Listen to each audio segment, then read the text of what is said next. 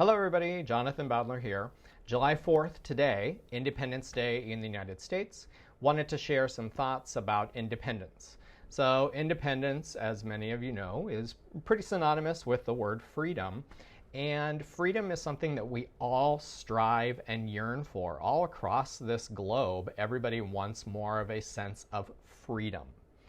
And so I wanted to start with just defining freedom, I guess, as the Declaration of Independence says that all people are created equal and that everybody has the right to the pursuit of life, liberty, and happiness. Now, we all know that the world around us has a lot of things that are kind of competing for our against our rights, really.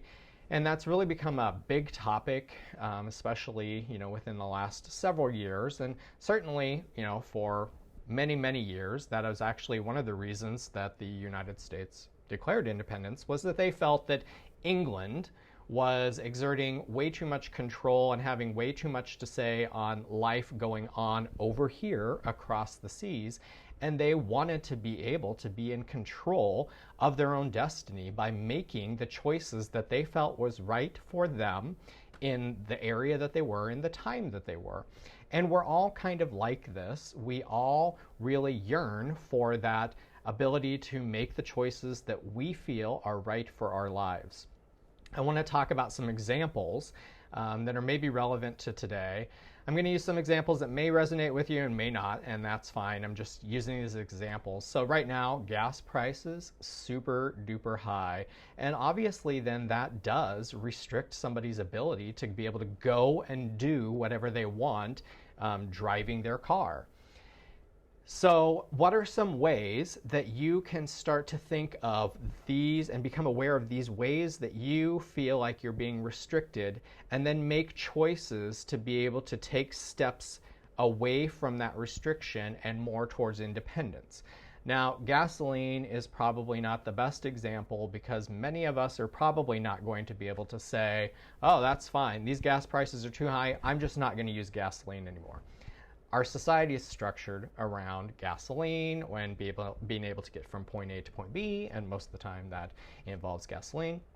Oil is also used in plastic production, and many of the products that we are used to using on a daily basis have to do with plastic, which comes from oil. So there's a lot of dependence that we have on oil, that fossil fuel, whether it's in the form of plastics or gasoline. But that does not mean that there are not choices that we can all start making today to be able to give us one step back from that dependence on that, and one step towards independence. And I know these may seem small, and maybe not all of these are going to work for people, but the idea here is to just become aware of your restrictions and start becoming aware of the choices that you can start taking steps back from that restriction. So for gasoline, for example, maybe that means becoming more aware of the trips that you're actually taking in your car that are burning that fuel. Because every time you pay at the gas pump, you're reinforcing that price. You're participating in a system, and it doesn't matter what you believe this system or the price of gas is dependent upon, whether you think it's the oil company's fault, whether you think it is just a supply problem, whether you think the government has a hand in it. It really doesn't matter where you assign the blame. The point is to become aware. I have some restrictions here, I'm being a little bit controlled. Where can I start taking steps to be less and less controlled? So for example, for gas, you may start thinking, oh, well, I know that I need to get groceries and I have to drive to work. So instead of waiting for the weekend and then driving from my house to the grocery store to get my groceries, why don't I combine trips? I have to drive home from work anyway, grocery store's on the way, I'll stop and get my groceries there, and then go home, and then I'll save myself that trip on the weekends. And that may seem kind of trivial, but if more and more people start doing this and you start doing it more and more regularly, that is less and less gas that's being purchased, and that does have an effect on price. And I know that seems probably simplistic and superficial, and that's okay. I'm just using that as an example. Other examples for oil. start becoming more and more aware of where are you purchasing plastic, whether that's like packaging or the item itself, where there's an alternative to a non-plastic item. So maybe something is sold in a plastic container and something is sold in a glass container. And can you start making choices to start making more glass container choices rather than plastic choices? And all of these things add up and give you a little bit more independence from that control that natural resource has. There are lots of other examples that I see people really doing right now and claiming a little bit more independence, and some of that revolves around food. I am seeing more and more people decide, hey, you know what, I have not planted a garden before, or maybe I've planted a garden, but it's just kind of been small and a hobby, and people are starting to take control of their own food sources and garden and grow things. And that may seem small and simple as well, but everything that you're able to grow at home, not only may it be more nutritious for you, but also that's one less dollar that you have to trade at the grocery store and trade into that system of commercial selling. So where can you start making more choices? One step above that with food, I see a lot of people getting more and more interested in preserving food. So more and more people canning and learning those sort of things. All of these things that you can start making choices of that I'm going to start doing myself, so I don't have to be dependent upon a food manufacturer or a grocery store. Those baby steps, those small steps do accumulate and start giving you more freedom. Now, certainly there are bigger examples that could be used about gaining freedom. Some people also, since this pandemic has hit in 2020 and on, they've really started to become more aware of what does life look like, and is this really what I expected out of life? Is this really what I want out of life? And then they're starting to make different choices. And some people are even leaving the workplace. And so they're calling this the Great Resignation right now. But what that is people being like, oh, you know what? I've kind of been in this pattern, this habit of believing that life has to be this. It has to be structured A plus B plus C equals D. Have a job, get your benefits through your job, retirement, all that stuff. I don't really want to do that anymore. I don't want to trade 40 plus hours of my week anymore for somebody else and then just get this money back. Yes, you're getting something in exchange, but then the more that you participate in that system, the more you're tied to that system, the more reliant and dependent you become on that system. And so people are making choices to say, hey, you know what? I'm going to strike out in this new way. I'm going to do something different, whether that's a different job with a different company, or I'm going to start something myself. And I may not know exactly how this is going to turn out, but I like the feeling that I am in control of being able to bring in the resources that I need for my life. I'm making a choice that's right for me.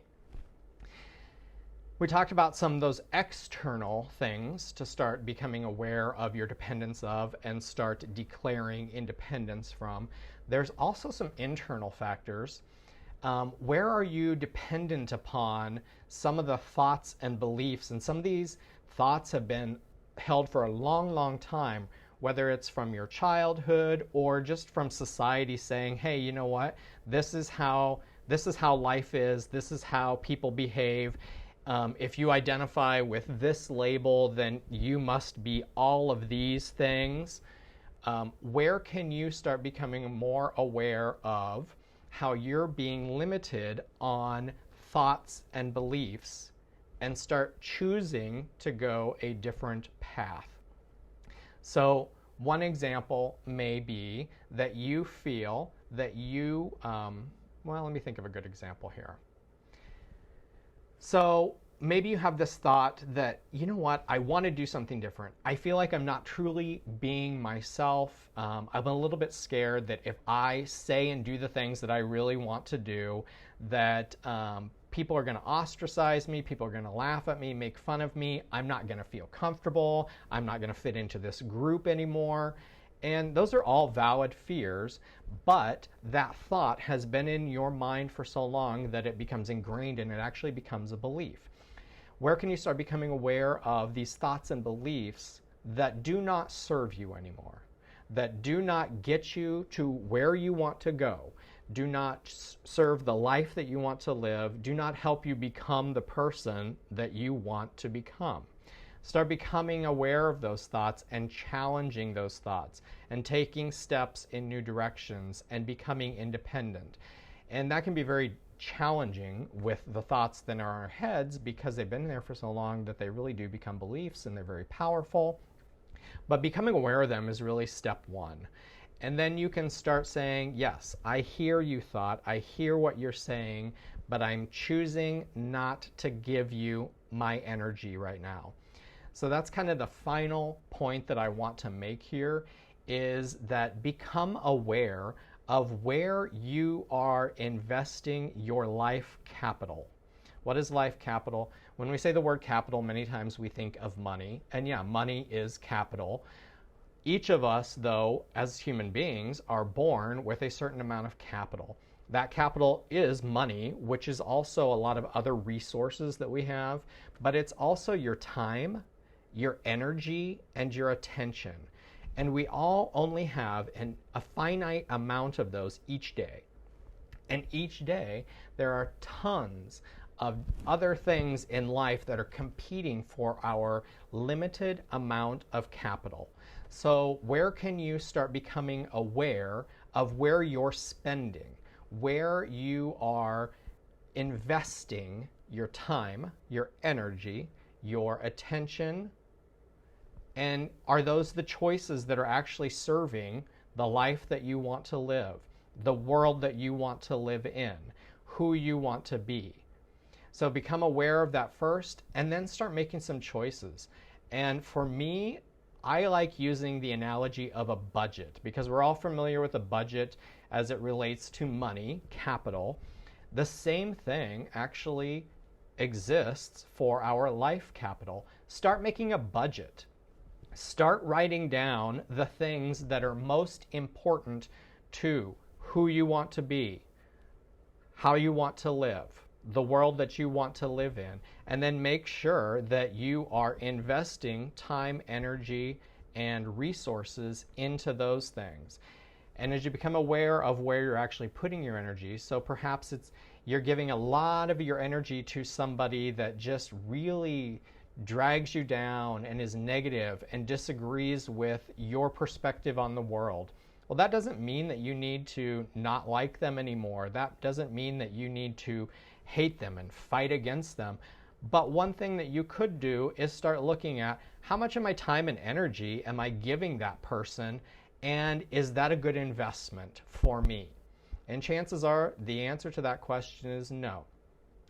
And when you start thinking about this too, you have to really kind of think about how much time and energy am I giving this person, not only face to face, but also how much time are they occupying in my head. So if there's that person that's always getting underneath your skin and is always contrary to everything that you say, and you're like constantly thinking about that, and it's just putting you in a bad mood throughout the day, just be aware that you are choosing to invest your energy with that person, not only when you've spent time with them and you're in front of them or talking to them on the phone, you're continuing to choose to invest your time and your energy in thinking about it. And so when we start becoming aware of how much time we are wasting, how much money is hemorrhaging out of our pockets for something that we don't even want, is something that's actually probably the exact opposite of what we want, we can start making choices, and we can start being more cautious about how much time am I going to spend with this person face to face, but also when am I going to start releasing that interaction and be like, you know what, that was not a great interaction, that didn't bring me what I want out of life, that didn't make me feel like I'm being the person that I can be, so I'm just going to cut that money flow off, that time and energy flow off, and I'm not going to give it any more of my attention. And to me, that's really the trick, is to start, again, becoming aware of where you are investing time, energy, attention, resources, and then start pulling back where you're investing in things that are not giving you a good return on your investment, and start putting that into those things that you've made on your list of what's meaningful to you. Connections with real, authentic people are very meaningful to me. So there are people in my life who that isn't something that's important to them, or they don't like that, or they don't have the ability to do that. That doesn't mean that I'm going to completely cut them off. I can still have interactions with them, but I just know that I am going to only invest very small amounts of time, energy, and resources in that, and I'm going to put most of my time, energy, and resources into connecting with authentic people, because that's the choice that's right for me. So I hope that that gave you some good things to think about. I hope that you'll take some time to really just start being aware of where is it that you feel like you're being dependent or being controlled, and what are some of those steps that you can take to become a little bit more independent. One final thought that I want to share before I leave. Start thinking a little bit too, and become a little bit more aware of how you're claiming your independence. There are a lot of ways that throughout history people have declared their independence, and many times that has been very, I don't know if you want to use the word violent, or just very forceful. And declaring independence does not always have to be forceful. How can you start declaring independence in a very peaceful way, in a very accepting way, that doesn't have to have that emotional baggage and attachment to it? Most of the time that we will find that when we can declare independence in a very, you know what, I have just decided this no longer serves me, and so I'm simply not going to be investing in it anymore, that can be a much more easy transition and a much more sustainable investment. So kind of think of it as, I don't know if you've ever invested in stocks. I've made that mistake of investing in stocks and not knowing what I've been doing. And you see your stocks start to go down. Well, I made the choice of, oh, well, you know what? That was not a good choice. That was not a good use of my resources. So I'm going to pull it out of that, and I'm going to put it in here. I did not go to that company, and I did not burn it down. I did not write angry, vehement things on the internet about a company because they caused me to lose money. No, I made the choice to put my money here. I realized and accepted very peacefully, you know what, that was not a good investment. I divested from that, and I reinvested in something that was more, along the lines of what I wanted. So, hope you have a great day. Hope that gave you some things to think about, and we'll see you next time.